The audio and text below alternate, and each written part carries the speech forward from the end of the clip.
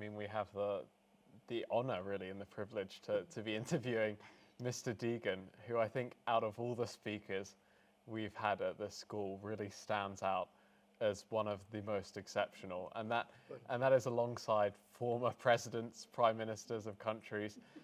Mr. Deighan, I mean, he's really up there among them. And that's because Mr. Deighan has this incredible skill of working with people, of bringing people together and offering opportunities to students which are truly phenomenal and unexpected.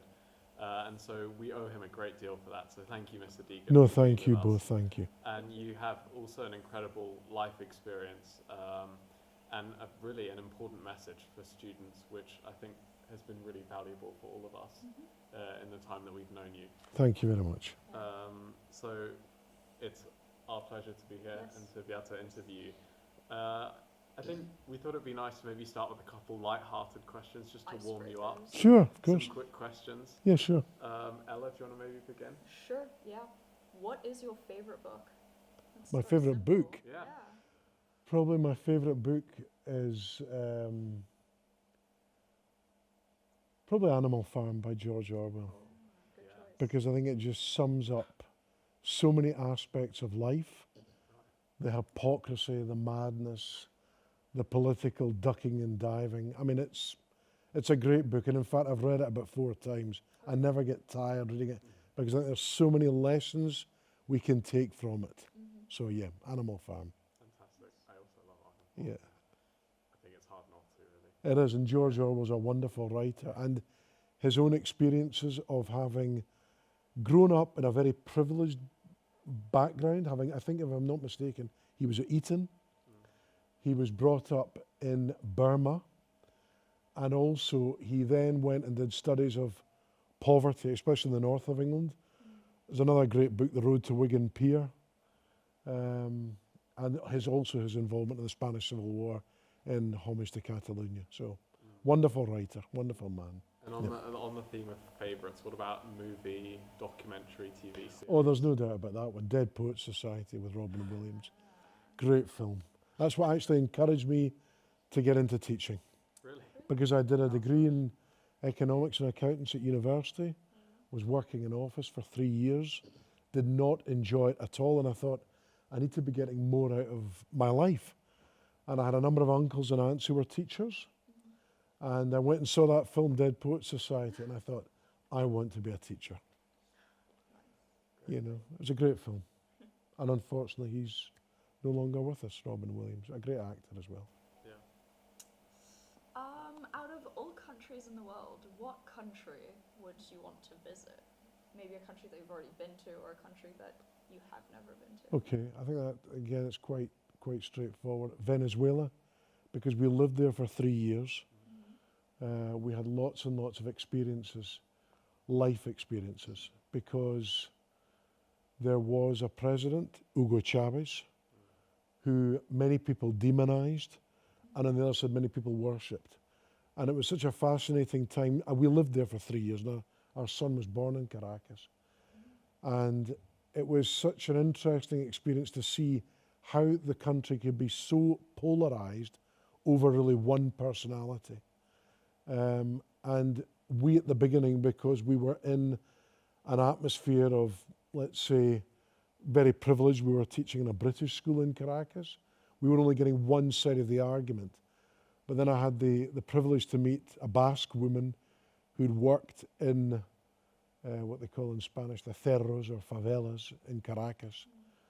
Merencio Eguiguren was her name, and she gave me another reality, the reality of the poorer people in Venezuela. So from that moment onwards, I realized it's so important to see both sides of an argument because they were so polarized, but also before jumping in and making a decision on a certain subject area or giving your opinion, study it. Try and see both sides of the coin. Sometimes it's not easy because a lot of the time you've got to revise your own opinions and your own thoughts. But in fact, in the long term, that's a lot better because it makes you more critical, but it also makes you more open-minded And it also makes you more empathetic. And in fact, following on from that, that is why really I got the idea to start bringing in speakers, because in a bubble which we live in here at the international school, which is very cozy, very nice, cuddly and all the rest of it, it's important as well you see other realities so that you can leave the school not just having focused and experienced this bubble, but thinking about other bubbles outside this environment. Fantastic, thank you. Mm. I mean, you've taken quite a simple question, really taken some valuable lessons out of that, so thank you.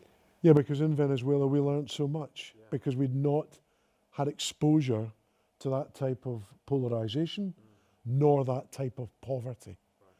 And I think the other thing that we really got from it was the fact that it's important to show solidarity with other humans. You know, we may be lucky we've been born in the right place with the right parents and everything's good, but so many people don't. And if they're not happy or in a better place, probably none of us are going to be happy in a better place. It's all about us, not me or you. And what's maybe the most adventurous or surprising thing you've done in your life? I think probably again in Venezuela, we took an excursion or a trip by canoe up by what's called the Rio Caura, which is a very lost part of Venezuela. And there it was fascinating as well, because there we had contact with indigenous peoples. And again, in a place like Caracas, which is a big city and very European in a lot of ways because of European influence, you didn't get much exposure to the indigenous population in Venezuela. And we also had exposure to other indigenous populations in Latin America, but because we're living in Venezuela, we always felt a lot closer to these people. And it was interesting spending, even if it was just 4 or 5 days we spent with them, but a different way of living, simpler, a more humble way of living. And it teaches you and you learn. I mean, I think this is the thing, although I've organized all of these speakers, I've got, and for the students and for the staff and for the parents of the school, I myself have learnt so much. I'm a different person. From 18 years ago when we first brought Sergio Ramirez, who was the first guest speaker, who was one of the leaders of the Sandinista revolution in Nicaragua, way back in 1979. And ever since him, right up to having had Jennifer Robinson last week, our last speaker, really, I've learned so much because I've met all of these different people, over 400 of them. So you listen, you exchange views, and you can just think, and I never thought about that, or God, that's another way of looking at it. And it makes you, I think, a better person because you've had exposure and access to so many different people from so many, varied backgrounds and so many people you can learn from. So as a teacher as well, it's helped me with classes because you learn as you go along, and that comes into your daily relationships and also your teaching. So very, very, very fruitful. So I've probably answered the question in a very roundabout, long way. But anyway, forgive me for that. Yeah. No, it's incredible. So following on with the guest speakers, Yeah. Which person, either famous or not, would you have liked to come here as a speaker, but have not been able to? Okay, there's one, I would say, who I tried. I think it's important for people to know, bringing guest speakers is not easy. Yeah. I think people just think, because they're so used to having speakers turn up on a regular basis here, we've had 50 this year for the centenary year, and nearly all of them have come to La Châtelleraie. Most of them have been shared at the other two campuses. But for example, Ken Loach, the film director, I was trying to get him for about 7 or 8 years. He just always said no. And this was something that's interesting as well. He always said no, I felt, because he thought private school, Switzerland, brats. And I tried to explain that wasn't the case. This is a school that teaches much more than just a narrow curriculum. And a lot of the kids here who come to this school are from privileged backgrounds. But that doesn't necessarily mean they don't want to know about other people or other cultures or people who are in socioeconomic situations worse than their own. They can also show empathy. And part of the speaker series is to encourage that. So I was a bit disappointed. He never came, but we did, as you know, we managed to get his scriptwriter, Paul Laverty, who was fantastic. So, you know, I guess he would be the one I would most regret because I love his films. But at the end of the day, we got the scriptwriter. We also got a couple of actors like David Johns and Gary Lewis, who'd been in his films, who also came. But yeah. No, I think we can hardly say we've missed out when it comes to the guest speakers. No, but you know, I think that's one I would have liked to have had, though. Yeah. Okay. All the others, Yeah. probably eventually I managed to get them. Alistair Campbell took about 5 years, but I managed to get him to come. So, and his wife and his dog. So we got the family, which was great. Excellent. And now maybe going on from those kind of fun opening questions, and on that topic of privileged backgrounds or otherwise, Yeah. it'd be nice to maybe get an insight into what your upbringing was like, Mr. Deighan, and what that has, how that's had an influence on maybe how you've developed as a person and what your worldview is. Okay. So I was born in a town or a city in the north of Scotland. It's called Aberdeen. I was brought up there. My parents were originally from Glasgow, so there's a strong connection with Glasgow. It's a small country, Scotland. There's only 5 million of us. But at that particular time, my father was working as a naval architect, but in the shipyards. And I think one of the first real life experiences I got to see people from a different background, as it were, was first of all visiting an elderly aunt who lived in a tenement, which is a certain type of building in Glasgow in particular, where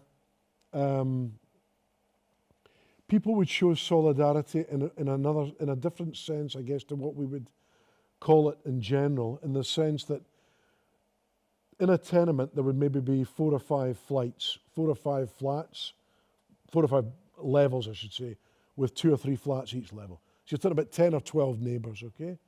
And I remember as a small boy, this is probably the late 60s, early 70s, being asked by my elderly aunt to go and get sugar from the neighbour, giving them a bowl of soup. You know, it's an elderly man who couldn't maybe cook very well. So there was a real community feeling. It's one of the earliest memories I've got, which, you know, really influenced me. It's a close-knit community, but people trying to, you know, help each other.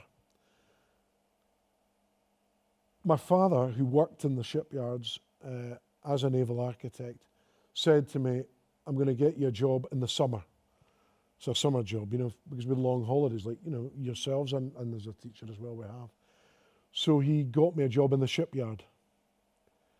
And I think, you know, the job was so mundane. I was counting nuts and bolts, thousands upon thousands of nuts and bolts, which then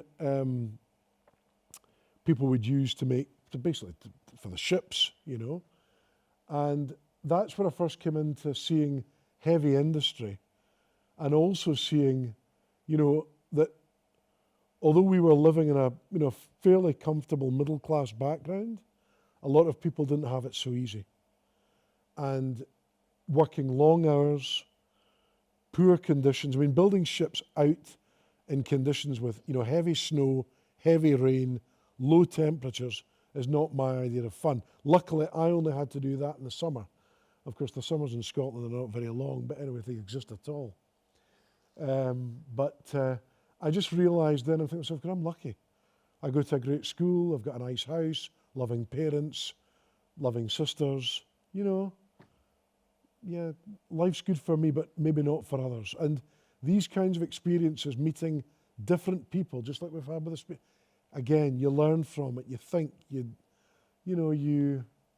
review constantly who you are, where you're from, and what you are about. And yeah, those were I would say 2 strong influences, 2 strong memories I've got. One hand, the tenement buildings in Glasgow with a sense of community, and the other the shipyards with hard lives for people. And then, you know, realising very much so how lucky I'd been. Yep. Thank you. Thank you. So obviously you are a true Eklund veteran of the school. 21 having years. been here for 21 odd years. But where were you beforehand, and what were you doing before you joined the school? And could you maybe explain also how you ended up working here? Okay, so before here, we spent 3 years in Venezuela, in Caracas, in the British school, which, as I said to you, was a wonderful experience. Before that, I'd been 2 years working for the British Council in Lisbon, also a truly fascinating experience. Portugal at that stage, late 90s, it still had Macau as a colony, as it were. But it was still coming off 25 years before having had a dictatorship. Dr. Antonio de Oliveira Salazar, who'd been a dictator in Portugal for over 40 years, when Portugal had colonies in Angola, Mozambique, Cape Verde, Guinea-Bissau, Goa at one time as well.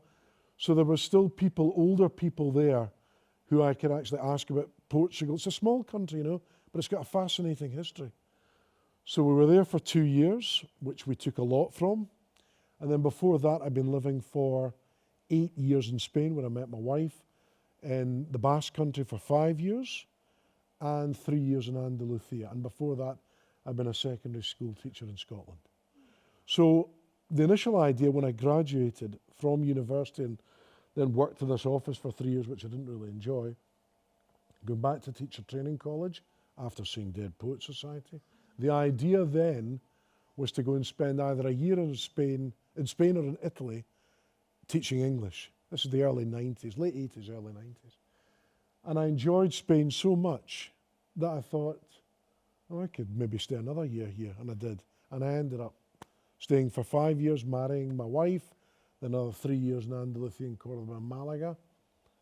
And that was it. I never went back to Scotland, so it was it's been a really fascinating and happy experience, to be honest with you, living away from my country, but never forgetting your roots. And how did you end up at Ekelund? Oh, sorry, yes. So, unfortunately, in Venezuela, political situation was getting a bit turbulent. We'd had one coup d'etat, where basically the opposition tried to get rid of Chavez in 2002. That didn't succeed. Then there was an oil strike for 3 months, which again was it was just difficult, and we ended up being taken off to Chile for a couple of months, and it was all just a bit too chaotic. And then my wife Lola became pregnant with our son Jack. He was born in Caracas. We would have stayed on in Venezuela. We loved the country, and the people are incredibly warm and pleasant, but the political situation, the security, and late at night was difficult as well. You couldn't really go out, in a comfortable manner with a family. So that's why I then applied for a job fair in London, and one of the jobs going was at Ekelund. It was Madame Matuskovic, who was the principal at that time, long time ago now, 21 years ago, and we got on well, and she said, what about coming to Geneva? And I said, yeah, why not? I did get a couple of other offers. It was interesting because I went to the fair with a possibility of going to the Vienna International School and the International School of Munich or Geneva. I had a very good contact at the Vienna International School, and he told me before the interview, no worries, you've got the job, it's all good.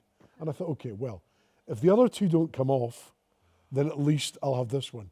So I was offered the job in Munich, I was offered the job in Geneva, but funnily enough, the one that I thought was in the bag was the one I didn't get offered, and they didn't want me, so I thought, let's go to Geneva then. Well, So there you go. Exactly. Thank you, Finlay. There might have been other people who disagree with you, but anyway, that's another conversation. No. And since you've arrived at Ekelund, what are kind of the main changes you've seen in the maybe not necessarily how the school looks, but the character of the school? Yeah, that's interesting. I think, the school's got a lot bigger. And I'm always, at pains to say that's better.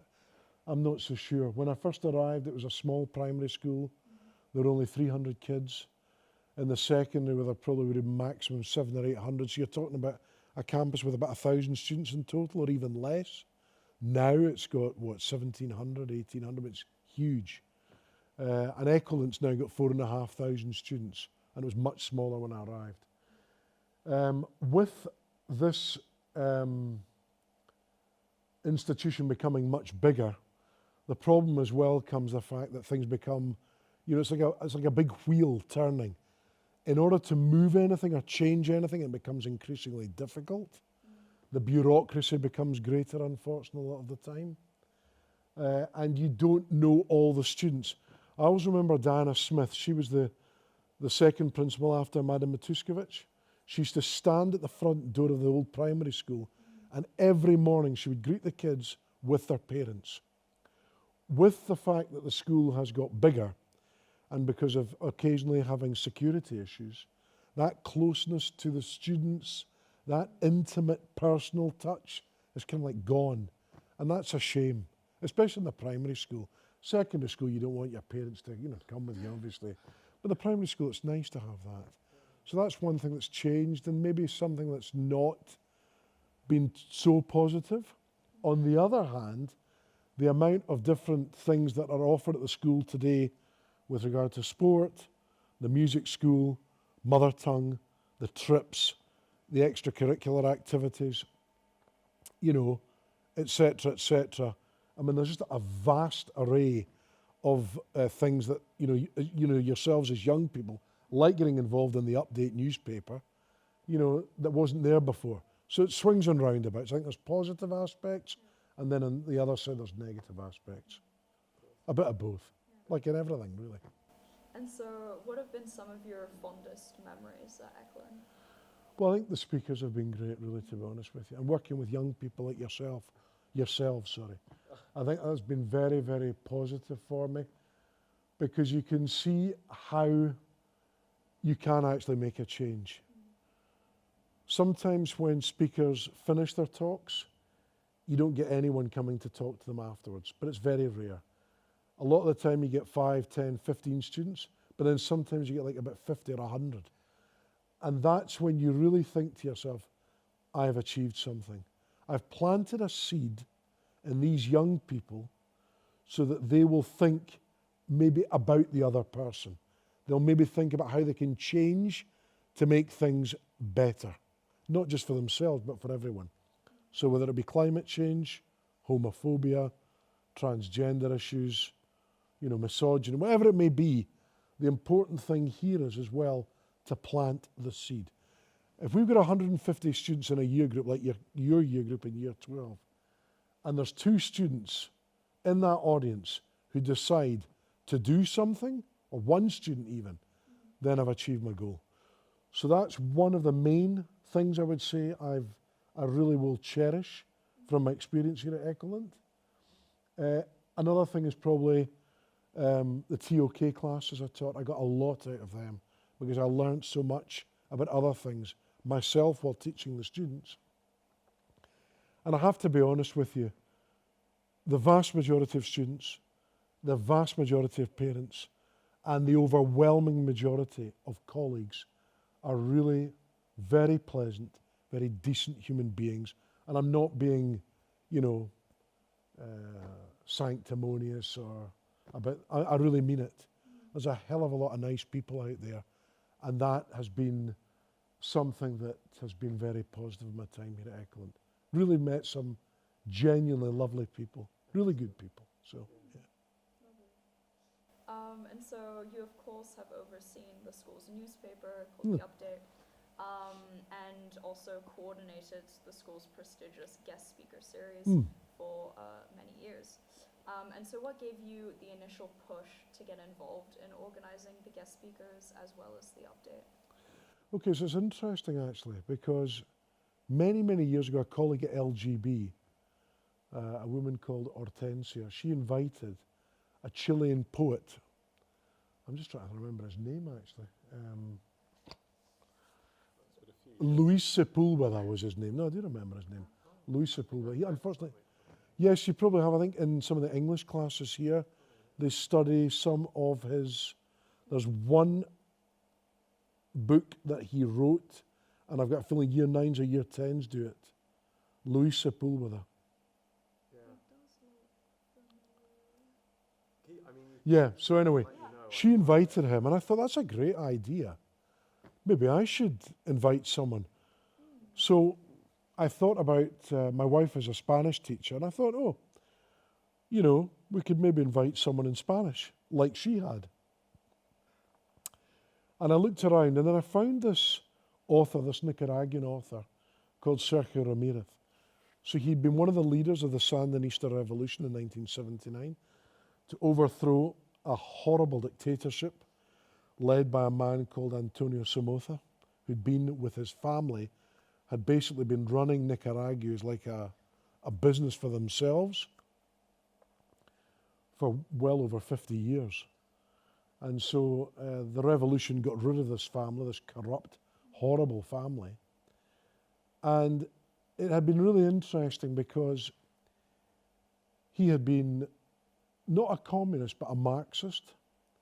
He had participated in the revolution completely, and he'd been vice president of Nicaragua for 5 years.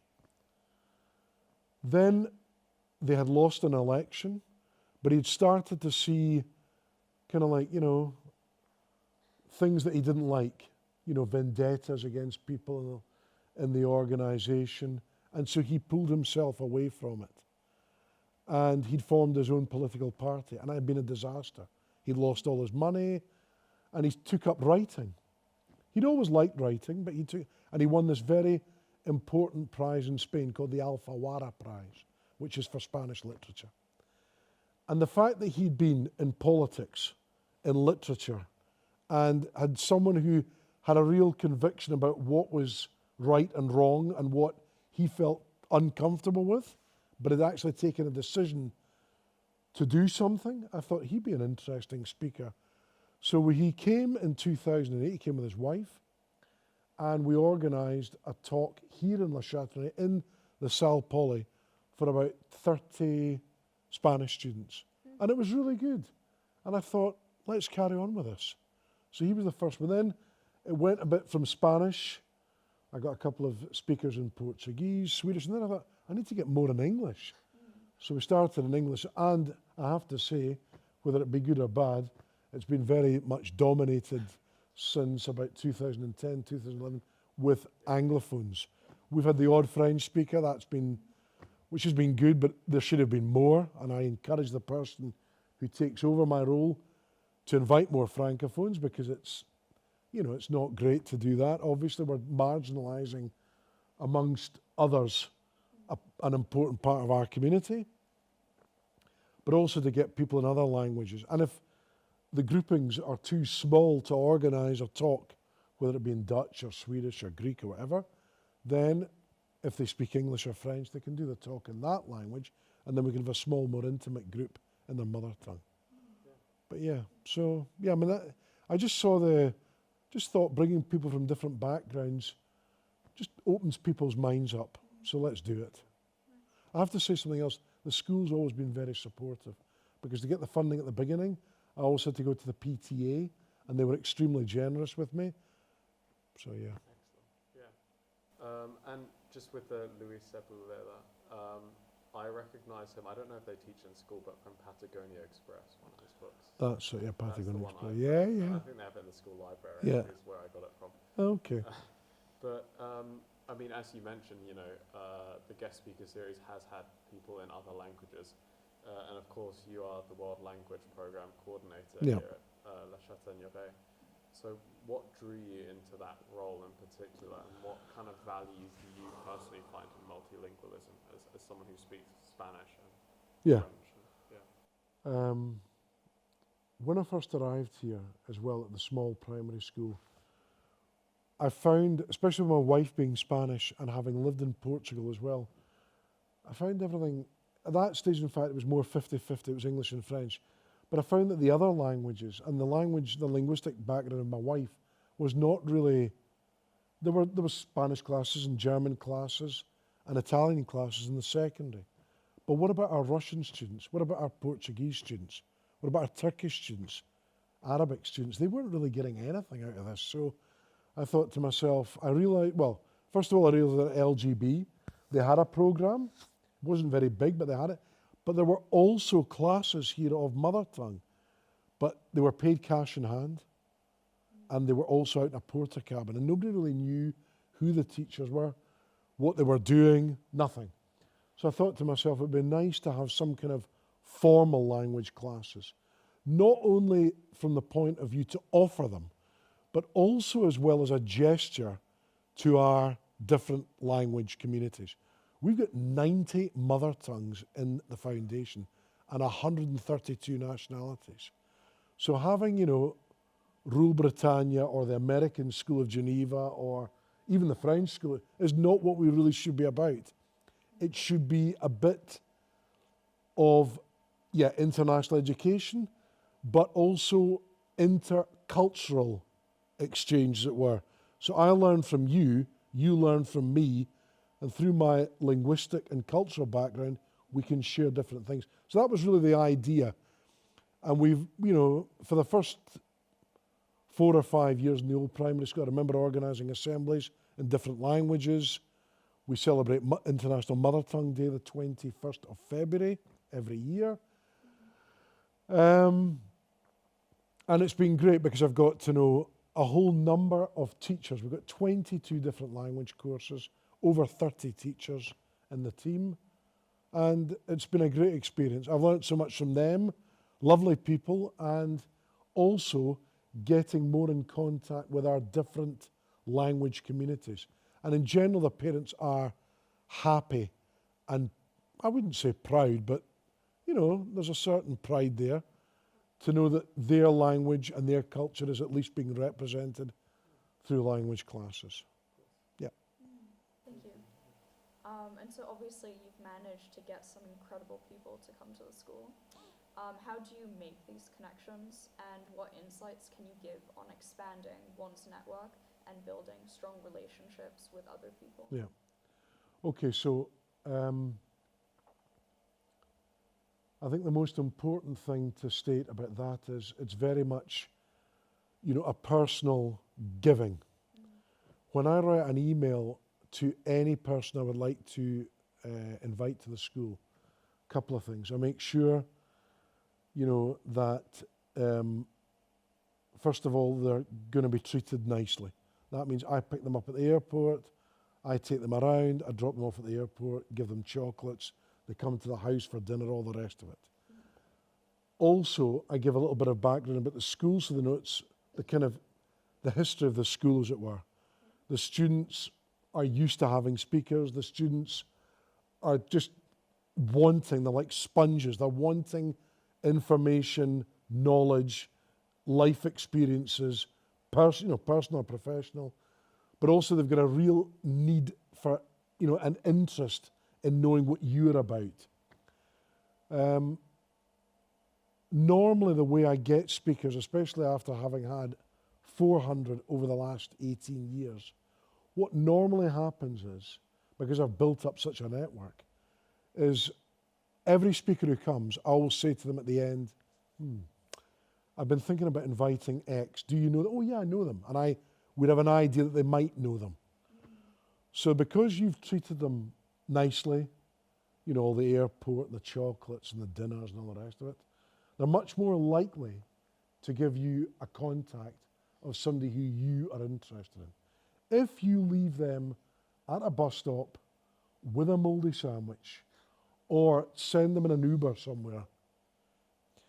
And that's, I think, really important. The personal touch, going to the airport 11 o'clock at night, changing people's flights like 3 or 4 times because things don't work out, being incredibly flexible regarding dates. So for example, somebody who you know is really busy, and they say to you, right, I can do April the 3rd, 2 o'clock in the afternoon, take it, let you say yes.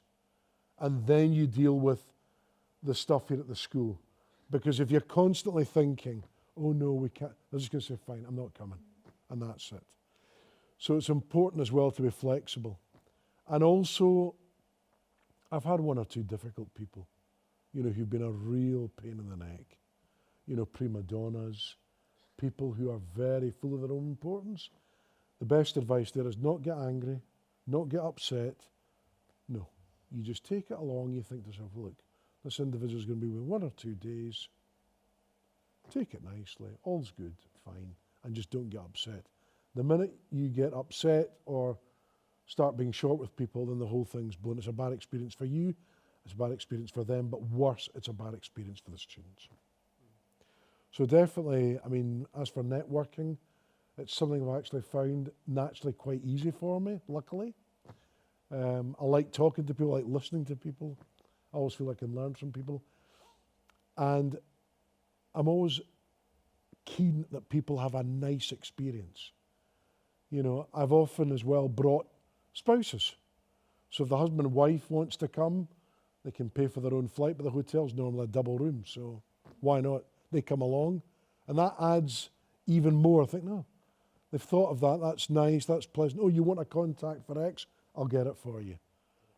You know, because for example, last week, Jennifer Robinson, she's extremely busy. She's an international human rights lawyer. The only reason I think I got her was because she's very friendly with Peter Kennard and Matt Kennard, the journalist. He put in a good word for us. She was only free for a couple of hours, but she came and she did the talk, which was well worth it. So, yeah. So, I mean, with so many guest speakers of such a high caliber and quality most of the time, what have some of your favourite guest speakers out of this series been? And I know it's going to be like choosing a favourite child for you, Mr. Deighan. yeah. But yeah, are there maybe any kind of messages that have stuck with you from any of the guest speakers? Oh, yeah. I mean, loads. Yeah. Yeah. I think the people who've had the toughest experiences are the ones that leave you with the biggest impression.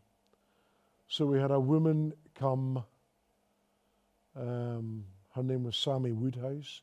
She'd been multiply raped by her boyfriend. I mean, it was awful. And I remember she told a story of how, incredibly brave as well, she'd actually had to waiver her right to anonymity in order to take her ex-boyfriend to court because he was in prison and he was trying to basically influence their daughter's education. And she said, no, you're in prison, you're a convicted rapist, I'm not having you near my daughter. But in order for her to do that, then she had to come out of, you know, privacy laws and go public. And I thought that's somebody who's so brave on a point of principle and on the point of principle as well of protecting her daughter. She told of how he took her to the top of a hill just outside where they lived in Rotherham, the north of England. And he drove so near the edge of the cliff, is it the cliff edge, in fact not a hill edge, a cliff, that she thought the car was going to go over the cliff. And how she was just terrified. And she would just never forget that moment. And we just all sat in, you know, in awe of what this woman was going to say next. He pulled the car back just a couple of meters and then just continuously raped her in the back of the car. I mean, just in a really evil, horrible sense, you know, and these kinds of impressions and these kinds of images that one dreams up, you think to yourself, I mean, what is this? How one human can be so horrible to another. And she actually calmly and in a very dignified fashion explained all of this to the students. And the students reacted in an exemplary fashion. When she finished her talk, there must have been at least 50 to 60 girls and boys just hugging her because the story had been so powerful. So that's one. Another one was Ben Helfgott. He was the only Holocaust, there were 2 Holocaust survivors who competed in Olympic Games. And Ben had competed in the 1956 Melbourne Olympics in weightlifting for the UK. After he left Poland, he'd spent, I think, 2 years in Buchenwald, a concentration camp. When he went back to Poland, because there was a high rate of anti-Semitism. He was kicked out of Poland, so he came to live in the UK. He told a story here, and of course he was an elderly man at the stage. He was shaking as well. I think he'd start of Parkinson's. Anyway, at the end of it, one student stuck their hand up and said, "Mr. Helfgott, what were you feeling when you came out into that Olympic Stadium in Melbourne, the flags flying, the music going, these thousands of people just watching you come in with all the other athletes? What emotion did you have?" And he said, "The only thing I was thinking of were those people, my friends and my family, I left behind in Buchenwald concentration camp." And the place just went silent. And I just looked up, and the same girl had asked a question, just had this tear coming down her. So these are these kinds of very powerful moments that one lives with, living the lives of, in a short sense, of the speakers. One more, Dr. Deighan, a Palestinian doctor, whose 3 daughters had been murdered in Gaza by the Israeli army. And 3 young girls, and he wrote a book afterwards which was entitled "I Shall Not Hate." And these kinds of examples from someone who has lived the worst possible experience as a father, seeing your daughters slaughtered, and yet you have the strength of character, the dignity and the courage to say, "You know something? If I hate these people for doing what they've done to me, I'm never going to move on. I need to say this and hold out an olive branch for peace, and I will forgive them." So 3 incredibly potent and powerful speakers that, the 3 amongst it, many others have changed my life and changed the way I look at things and just who I am. And I hope they did the same for the students. I'm sure they did. Yeah. And so looking at how much of your work focuses along the themes of questioning authority and tackling social injustice in the world, why is this issue so important to you? And what message do you have to students like us who are growing up in a world where injustice is perhaps less than it was in some places, but remains very much prevalent in the present? A lot of the reason why I invite the speakers who I invite is because I want the students to put themselves in their shoes. Think about what it would be like for you having gone through this experience. Nobody asks you where you want to be born, who you want as parents, or your upbringing in general. It's luck. You're born and that's it. And I think, as I said to you before about the collective, we need to be thinking about every day, not just individually.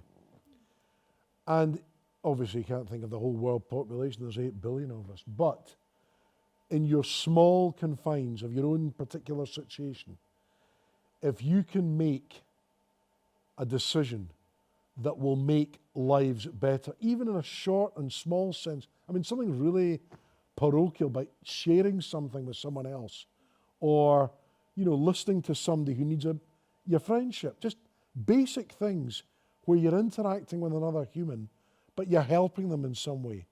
It makes, that ripple effect makes life better for everyone. The other thing as well is, unfortunately, and not just today, people say, "Oh, Trump or Putin or Orban or Netanyahu or whoever you like to talk about. These politicians, before they were better." No, they weren't. Governments in power have information that not necessarily they want to divulge. I'm not saying they should be sharing all secrets, like we had last week with Julian Assange, WikiLeaks. There's a debate to be had there. But there's definitely a thought process whereby if you limit information to only a small group of people, then the rest of us can be controlled, quietened, silenced. That's why it's important with regard to any of these issues. If you're not sure about something, you put your hand up and you ask a question. If you are uncomfortable with something, you challenge the authority. You don't just let it go by. The minute you're silent, you're complicit. So get out on the marches, speak up, shout out, and call out injustice. Even at a scale in your own house, with your own siblings, in a local sphere, here in the school. Don't just stay quiet. If, as teachers, and if, as an educational institution, we are not training yourselves as young people to question things, we're doing nothing. Because it's great to have the grades. I got a 7 in my chemistry. I got a 6 in my English. I got a 5 in my maths. That is of no importance. What is of importance is how you are as a citizen in today's world. I have met so many incredibly powerful and inspirational people who were hopeless at school, never went to university, started work when they were 14, had really quite, humble and hard upbringings. I'll tell you, they got more common sense and more things to share about life than certain other individuals who I've met, who are, Oxbridge graduates, PhDs and whatever, which is fine, that's good. But I'm just saying to you, academia is fine and good, but alone, no. You need to have a mix of both. And that, as a school, is what we need to be doing. And I think, to be honest with you, in general, the school is good at that. We do tend to produce, maybe is not the right word, but, have rounded individuals, rounded young people who will challenge things, who will speak out. And, I hope in the end of the day we'll make a world a better place, or this world a better place. And that's what it's all about. Yeah. That's incredible, Mr. Deighan. It's just what I think. Sorry. No, it's really important. Okay. And I think we both really appreciate the message. Yeah. And all the students who've had the pleasure of hearing from you. Thank you very much. You brought, and not to say that in any kind of sycophantic way. No. Yeah. I think we've basically touched upon everything we wanted to ask. Is there anything you want to say before? Yeah, there is one thing I'd like to say, Finlay. I'd like to say thank you to both of you for all the hard work and dedication you've given, your professionalism as well. I think this is a great opportunity for you to, get experience in talking to all sorts of people and listening to all sorts of people. I also want to thank all of the update teams throughout the years, way back from years ago with the original people like Joe Cook. I don't know whether you'll ever see this video. He was the one who kind of started it off with Catherine Lally was another one. They were a great group of students, very like yourselves. And also, just over the years, all the teams, who participated in this. It's been a very positive experience for me as a person and as a teacher to see young people, get involved and make the most of these opportunities and not just to get your CAS form signed. So, so it's great. So thank you to you.